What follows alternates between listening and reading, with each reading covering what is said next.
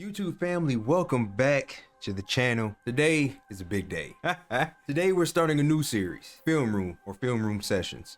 I don't know yet. I don't know what name I'm going to totally use, but it's just going to be a film room session. It's going to be a session where I break down gameplay in this game, the good, the bad, and the ugly, and put you inside the mind of the elite role player. Now, this is a hybrid series or a extended series of my Inside the Mind mini series that I created last year going forward into 2K25. Now, this series is going to be a little bit different and a little more in-depth, but different because a lot of the games that I'll be breaking down, I won't be at the one. To give you a little backstory, I originally started playing this game as a big, and about 4 2Ks ago, I made the switch to the one in order to appease the crowd around me to be able to have more people to play with. I can't do it anymore. I can't take it anymore. It's not the fact of being blitzed, not the fact of the shooting. That stuff doesn't bother me. But now the level of competition has increased. And I mean drastically increased, strictly because of skill-based matchmaking, and you have proven grounds and you have pro-am and things of that nature. And to be honest with you, my playstyle isn't built for higher level of competition as far as point guards go, because I like to involve the team when I play point guard. And a lot of you guys know that in order to play point guard in higher level of competitions, you have to score more and pass less, particularly because your passing lanes are going to be destroyed. They're going to be in zone, and everybody's going to rely on you to make all the shots. Nobody wants the pressure of making shots. That's why so many point guards are born in this game, because the pressure of making shots, it's easy to hit start and blame the point guard for shooting too much. But if you're the one that takes the most amount of shots and we lose because you didn't hit them, you see, people don't like that pressure. And I impact the game much more at the 5 than I could ever impact the game at the 1. And I'll show you that in episode 2 of this film room. But today we're gonna break down this gameplay that you have in front of you in the rec. How this series is gonna work is simple. I'm gonna showcase you the play. I'm gonna showcase the play in its purity first, right? Then we're gonna break down what happened on that play, how it happened, and what I was thinking during this play. And in this game in particular, I get player of the game strictly by controlling the game, as far as like controlling the pace, the possession, and only scoring 3 baskets. So let's get into it. Now here, to already start the game, you can see this is one of my many point guard builds that I have in this game. And that's another reason. Playing point guard makes me spend an unhealthy amount of money that you shouldn't spend in this game, strictly because I have to do everything. And I get it, you know, that's not the way you're supposed to build your player. But I try to cover everybody else's weakness with my one player. And I put myself in a deficit, as you can see, with my ball handle, my pass accuracy, my 3-point shot, all because I have to cover ground for everything. So this is the matchup I have. 94, 91, 90, and 88 driving layup for him. 92, 87, 86, 86 for me. So really, I can't do anything, but I can do a little bit of everything, but I can't do nothing. I'm 6'6", he's 6'3". Here we go.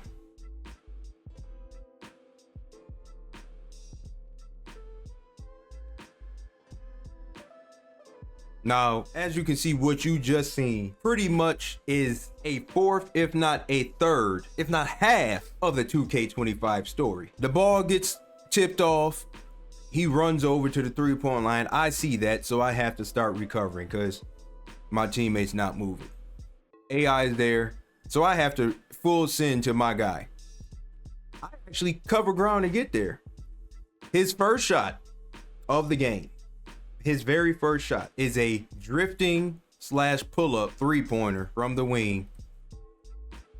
Contested. Good shot contest pops up. Light pressure pops up, and it's green. There's so many times in this year's game where somebody's wide open and this doesn't pop up. The one time you actually get a good shot contest, a light pressure, you get jade.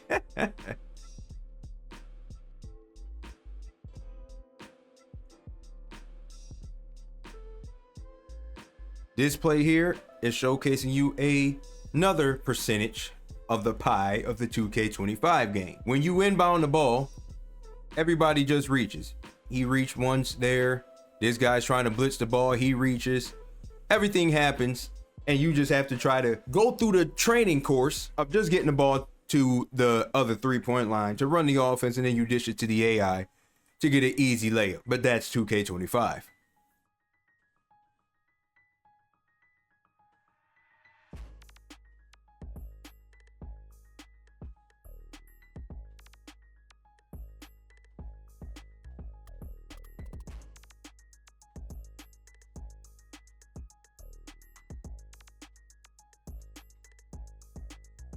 Now, fresh off the midst of that game, I like to just stand foul line extended if I can, get the ball, and start to run the offense. In any other year's game, I would already be en route to throw this to him so he can be in stride towards the basket. But in this year, the pass animations are garbage, as well as this happens, the spamming.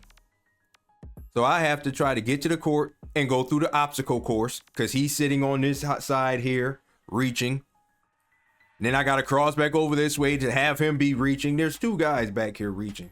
This is what I was trying to explain in my video of 2K rewarding bad defense. Since when in the history of basketball have we ever been taught as basketball players to just literally double team the ball in the backcourt while everybody else is below the free throw line or below the free throw line on the other side of the court? I get it. Some of you out there have been taught the press technique and the full court pressure and trapping the ball in the backfield backcourt. But honestly, outside of high school, middle school, and like AAU and stuff like that, do you see this type of defense played somewhere? Really, do you see it? No, we don't.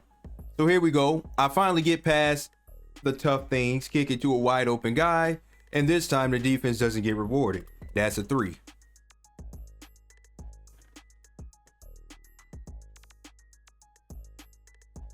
Now, the team was supposed to be in a zone. I don't know. I can't really explain. I don't know what their defense is on.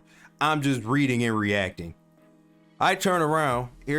Remember last year during my Inside the Mind series, I talked about this invisible line in half court to separate the sides of the court there. This is the invisible line. There is one teammate over here and no defenders. Meanwhile, we got 1, 2, 3 defenders guarding one guy over here. This guy's sitting in the backcourt because 2K25 allows poke steals to happen, so he's just gonna gamble on that.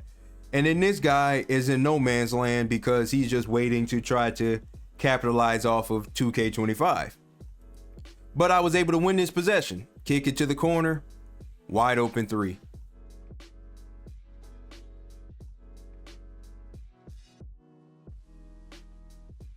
Now, this type of offense, this is my favorite type of offense. This is a simple offense that strictly just take advantage of a center who doesn't know what his role is. There is no reason as a 5 you should ever be in the backcourt. You are not only, I shouldn't say that because there are exceptions, but you are not only the biggest basketball player that's on the court at this time, you're also probably the one that's built to protect the rim and also the slowest. So being back here when the ball is being inbounded already puts your team at a disadvantage. Now the center being here, the power forward on my team who is 6'11" to be here, if he was to dash in, who's gonna stop him? Who's gonna stop him? Your biggest guy is trying to get back. So I advance the ball. He cuts, we send him in there, easy dunk.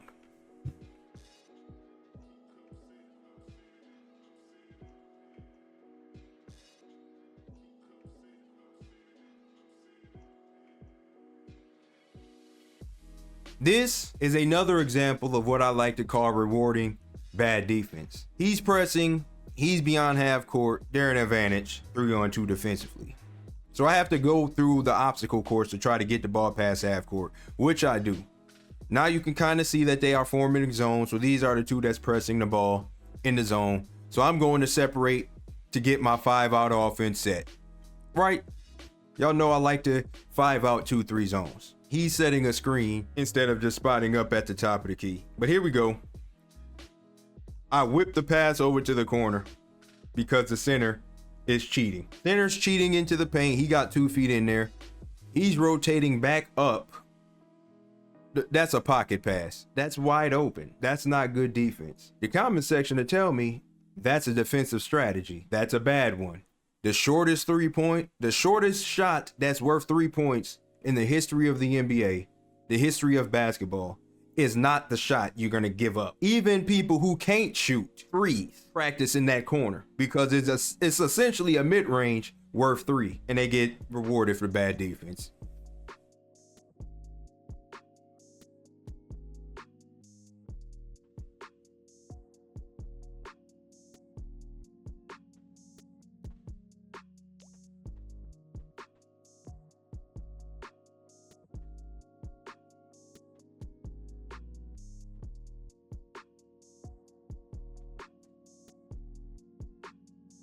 Now, back in the day, AIs used to be my favorite teammate, but they're not that good anymore like they used to be last year. So here we go on this possession here. I'm catching it. And this is 2K25 in a nutshell. Any point guard that plays out here can relate to this. You're going to get jumped. Two people just jumping the ball. Nobody's up the court. This is my fault. Okay.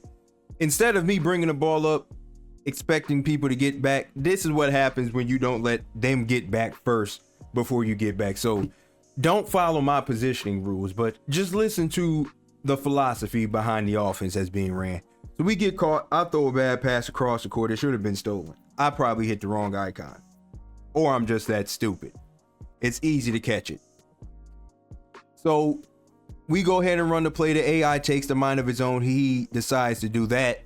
That guy misses a mid-range shot wide open. Now they're running back. This is another 2K25 classic, the leak out. People leak out now more than ever before. Luckily, I got back, was able to steal the ball. We run back up the court. I give it to the AI. He spots up with Devin Booker jumper, green.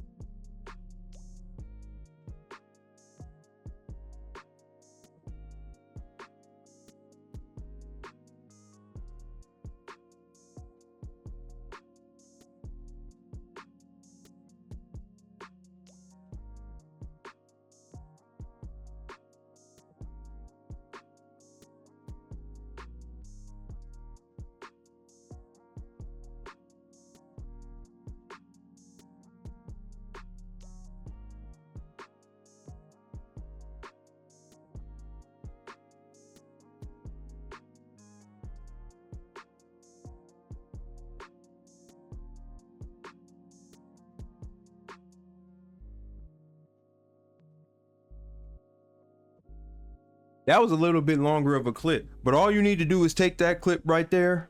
And when somebody asks you how is 2K25, just show them this clip, because it has the whole 2K25 motion in there.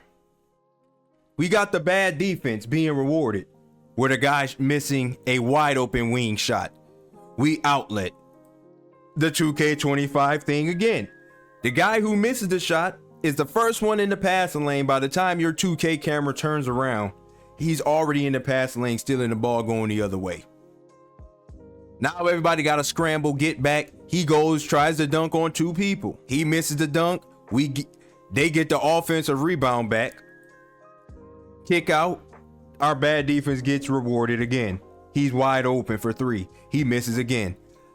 Now we slow it down. We're starting to run. I'm probing. I'm waiting for everybody to get into their spaces so we can get this 5 out going. I make the read. He shoots the mid-range shot. He misses. We're running again. I go to play the pass lane. It's a bunch of fumbly. We pick the ball up. Bad defense gets rewarded again.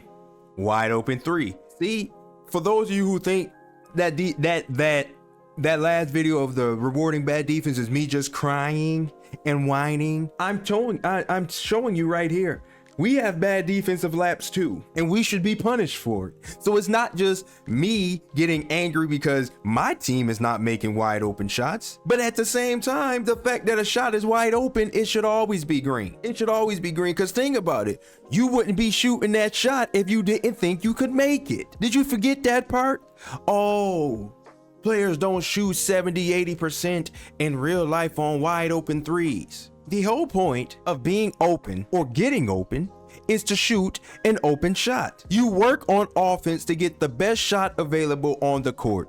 If that happens to be a wide open, top of the key, wing or corner three, you won that possession. Now, if you realize that you continue to get wide open corner threes or wide open top of the key threes, what would you do? Logically, you would start upgrading your 3-point shot more, because you're going to get more open shots in hopes to make more shots. Now, if your three is 85, 87, 89, 92, and higher, these type of shots should be money. If your three is a 75 or 72, shooting from the top probably isn't that logical for you to do. But we get bailed out.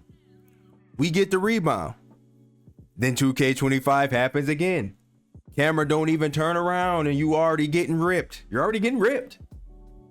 Because all he got to do is hit square and you're going to dribble the ball right into him because of an animation. Now we got to play defense. And oh, look at that. I reached and magically got a steal because after I get my reach animation, my chest bumped into the ball. Now I pick it up. Now we're running again. Fast break, stop, drop, layup. That right there is 2K25.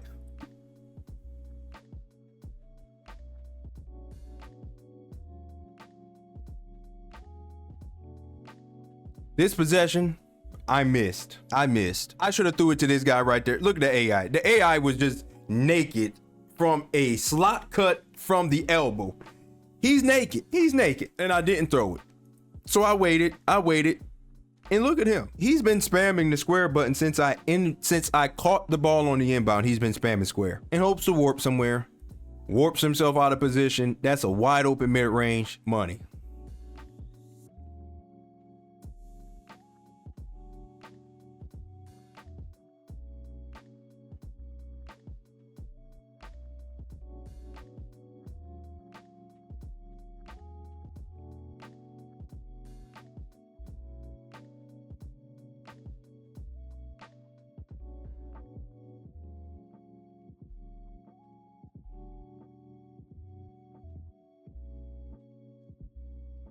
Now this was just a possession of me being an elite defender or an elite role-playing defender or just playing good defense. How about that? Yes, I kicked it to somebody open for a mid-range shot, but he shot it early. Nobody's there.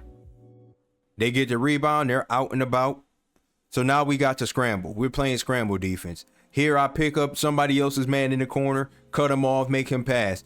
That guy gambles, my teammate gambles, puts me in a 2-on-1 predicament. So I gotta place myself right in the middle. He tries to throw the lob, the guy ends up cutting back out. I hit the square button. Now we off to the races. But 2K25 is in effect. He gets the reach back there. I don't get ripped, kick it to the corner to the AI. That's a big three.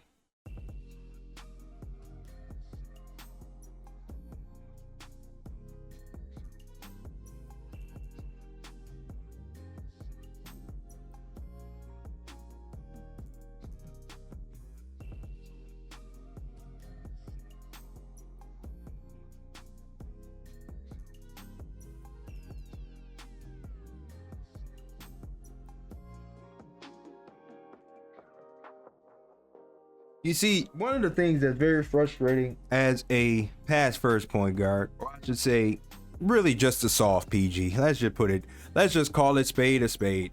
A soft PG, a PG who doesn't vocalize his anger and his aggravation with the things that's taking place on the court here. We've already established that we're in a 2-3 zone, right? That they're in a 2-3 zone. We've already established that 5 out is the most ideal way to attack the 2-3. You're going to make that 2-3 turn into a hybrid type of defense. Whether it's a hybrid 3-2, whether it's a man, they can't run 2-3 because 3 on top of 2 will always win.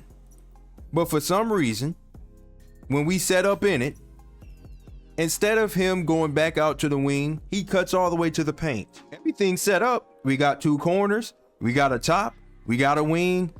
All he got to do is step back out right here, and the defense has to stretch. Steady cuts, which causes the defense he ran right into it. Now everybody's matched up.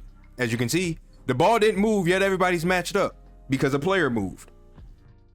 And then he fell for the bait clips that Twitter shows. Twitter shows 7-footers shooting over little people and greening the shot, and that's what he fell for. He shoots the shot, we brick. Now they run. Now they out and running. I tried to close out on him. The game didn't give me a contest and it said open, but that looked like pretty good defense. Got the miss. Now we're back on this side of the floor, and I threw it in there because I hit the wrong button. But now as we're back on side of this floor here, I threw it in there because the center, for me, I don't believe centers have upgraded their skills to a 60 to give interceptor. I don't believe it. So I'm just going to throw at a center until he proves to me that he has it. That center didn't have it because I threw right at him and he didn't steal it. So that's a mental note that I have in the game.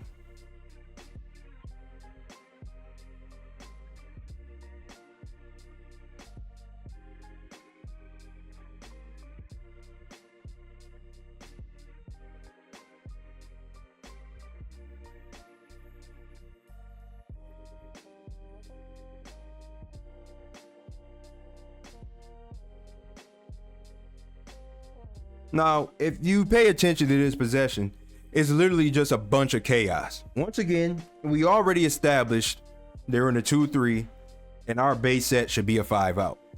And so it's kind of already set up here. Now, we've already made their defense stretch, but you see their communication is off as well because he's still in a 2-3 defense, yet he's in a man, he's in a man, he's in a man, he's in a man, and he's in a man, right? So it would be ideal, and this is what happens when you're a point guard that's not verbal, like myself.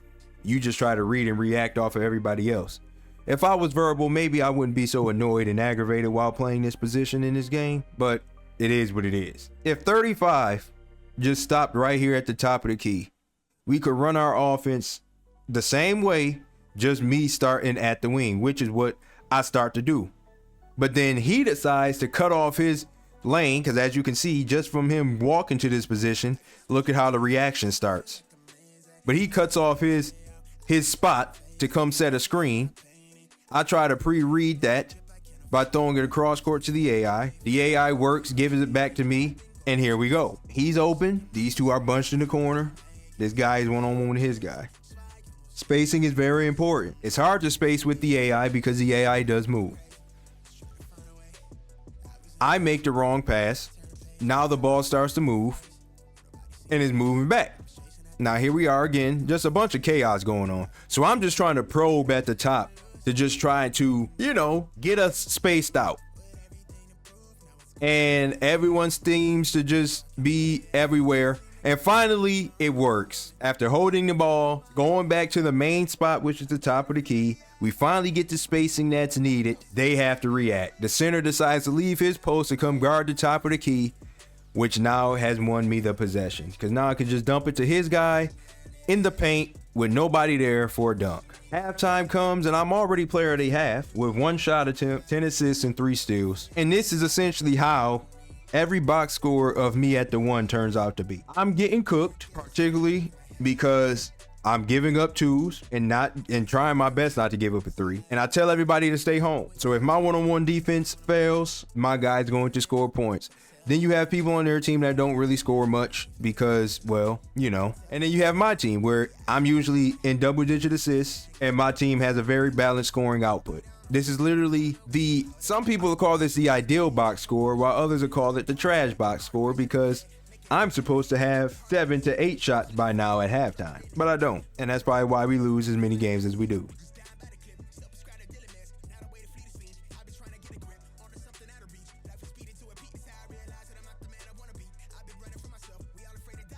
Now this right here was just an elementary skew 2K24 read. You bring the ball up, they in the 2-3, the center leaves the paint. The moment, look at this. The moment he steps out, he starts to cut in. All I have to do is hit him in stride. That's a dunk every time. It would be ideal to throw lobs in those situations, but you can't really trust the lob button in this game because it might just throw it straight up in the air and then you get a turnover. So I try to play safe, get the dunk.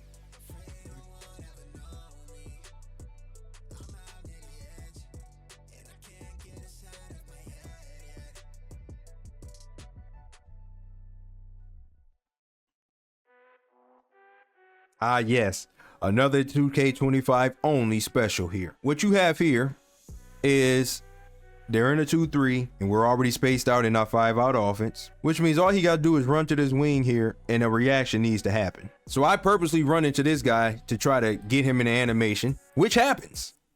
And we kick it to the wide open wing. He bricks the shot. Wide open, slightly late. But here's when the 2K25 effect kicks in. He'll miss that shot, just to get this shot and make that one. A light pressured, excellent, he makes on the corner wing with the wide open wing shot with the dimer pass, Hall of Fame dimer pass. He don't make 2K25 in a nutshell.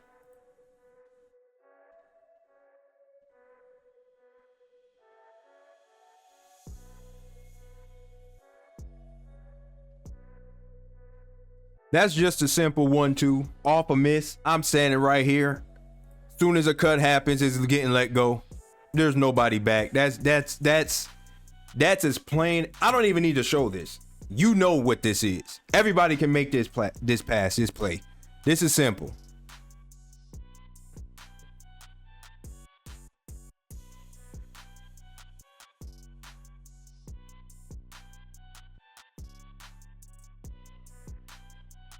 This play is showcasing you another 2K25 feature that happens a lot. I'm sure it happens to you guys out there as non-defenders.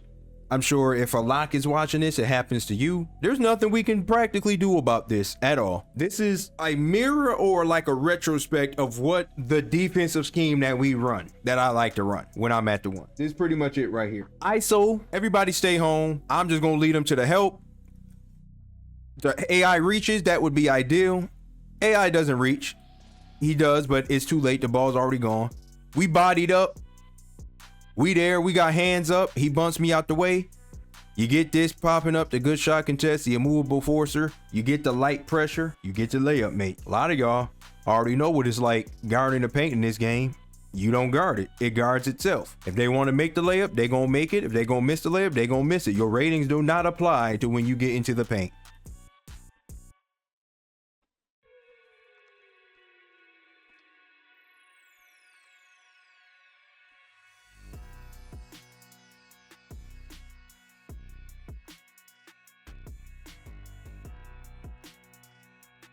Now, remember before in that beginning part when I told you about setting up the 5-out offense from a different perspective? This is ideal. This is what I'm talking about. Now, 2-3 zone, like I said, when you space it correctly, it's gonna turn into a man defense. It just is. What happens is that 2-3 turns into a man with help. So a lot of times what'll happen is you'll go out in the 2-3 and you're 5-out it, and then they start to do this, right? Where now everybody's manned up. 1, 2, 3, 4, 5. Everybody's manned up and accounted for. And what happens is whoever cuts, the defender is supposed to leave them and pick up, while the defender that let them leave goes and helps out on the one that got left, right? But sometimes the guard or the ball handler can make the proper read that makes your defense mess up. So on this occasion, when square cut, right? The center reacts to square cutting instead of reacting to his man because of the zone hybrid.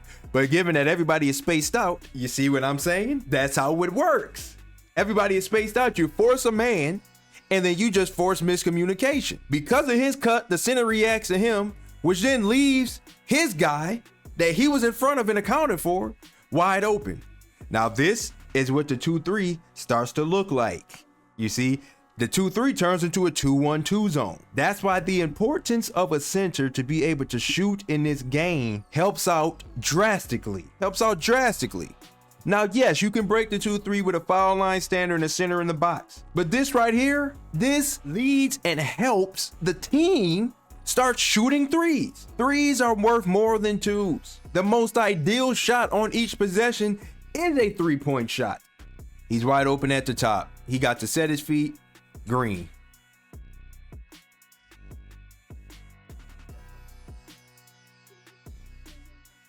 Now, rewind it again. You don't have to always start your 2-3 beating zones in your 5-out offense from the top of the key. When you start it from the wing, right? Look at it.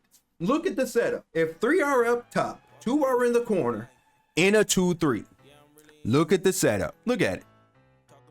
Look. I threw it to the AI. The AI quick touched it to him. Quick pass touch to him. Look at what we see. I'm accounted for. He is pickle in the middle. He has to pick who to guard.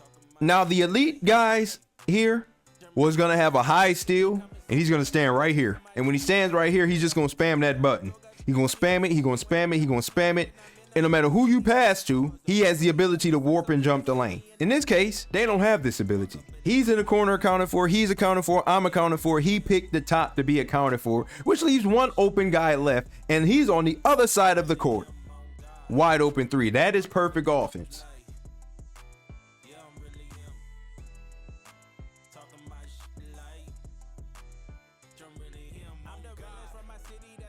Now here we are with, I'm going to call this bad offense. This is bad offense because we already established what the team was in. The team did not make the apparent switch back to a man defense. But once again, this is my fault because I didn't wait for my team to get ahead of me. See, I started moving before the center got up there. I was supposed to wait till everybody starts moving in front before I move. So here we go. He starts setting screens. He's setting a screen. He's setting a screen. Then he slips it. This is what happens when you just read and react instead of being direct. Read and react. You just hoping that something good comes out of it. It does. He cuts to the basket wide open. Center's in the corner. We get a dunk. But that's not good offense.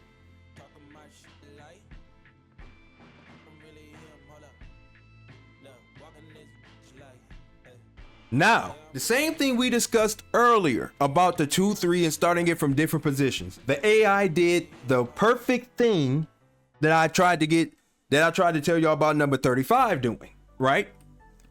I bring it up at the wing. The game is tied now. It's getting sweaty. I'm bringing it up at the wing, right? Look at what the AI does. He stops dead in his tracks. Now the center already sees that, but you see the benefit of the 5 out against the 2-3. When that ball gets to that top, somebody has to guard that. Okay, somebody has to move to that. Either one of these 2-3 guards or forwards or wings got to move to that corner. I mean to that top, or that center got to come out the paint. The moment the center comes out the paint, he opens up the paint for the two big guys to infiltrate the paint against smaller guys, especially in this community when they put the worst defenders in the corners. So when I throw it to this AI, the big has to come out and respect it, which now leaves the crash. He's crashing. He should be crashing, but he's not. He's standing there. AI greens it. Now we go up 3. And then on the final possession, this right here is just showcasing the gamble that the defense is taking. I'm standing right here because you can't see it that good because of the way that my media player is. There's a 1 second difference between the shot clock and the game clock. I'm sure you heard that in so many NBA games that you watch. It's like second nature hearing that. But there's a second between the shot clock and the game clock. So I know this is potentially the last possession of the game, and we're up 1. The other team should be fouling right now, hoping for free throw misses, give themselves more time. Instead, they aren't doing anything. Look, they're not doing anything. Time is just ticking, and they're not doing anything. I go into my package because I already know what I'm about to do, right? All I'm gonna do is waste the clock longer and longer, and I'm gonna throw this to the opposite corner for the wide open 3. Because we're up 1, the time is ticking. I'm already pre-assuming that this center right here is about to leave his matchup and try to block me, because I'm gonna get by mine. And here we go.